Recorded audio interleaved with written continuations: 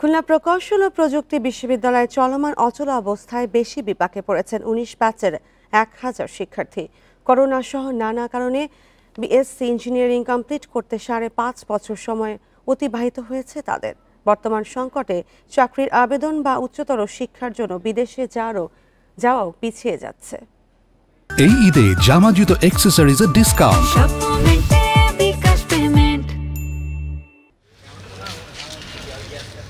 BSc engineering ৪ বছরের স্নাতক শেষ করতে ৫.৫ বছরের বেশি সময় পার হলেও তা সম্পন্ন করতে পারেনি ১৯ ব্যাচের শিক্ষার্থীরা।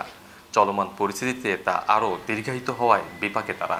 করোনার জন্য তো পিছিয়ে আমাদের হওয়ার কথা ছিল ২৪ সালে, কিন্তু আমরা ২৪ সালেও এখন বের হতে না পেরে এখন আমাদের ২৫ সাল হয়ে গেছে। আমরা আমাদের গ্র্যাজুয়েশন কমপ্লিটের দ্বার প্রান্তে দাঁড়িয়ে এখন পর্যন্ত সব অচল অবস্থায় রয়েছে।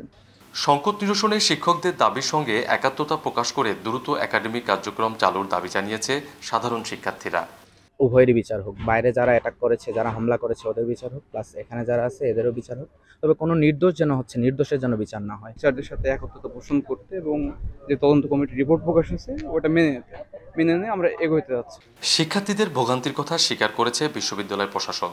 সংকট সমাধান হলে বিশেষ ব্যবস্থায় এসব শিক্ষার্থীদের এগিয়ে নেওয়ার কথা জানিয়েছেন শিক্ষকরা।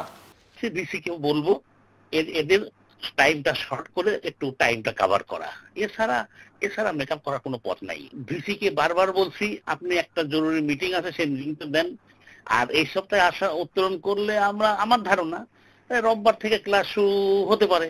ছাত্র শিক্ষকদের পাল্টাপাল্টি কর্মসূচিতে ৩ মাস ধরে অচল কুয়েট। এতে সেশন জট বাড়ার পাশাপাশি ক্যাম্পাসে অস্থিতিশীল পরিস্থিতির কারণে দুশ্চিন্তায় অভিভাবকরা। অভিজিৎ পাল, ইন্ডিপেন্ডেন্ট নিউজ, খুলনা।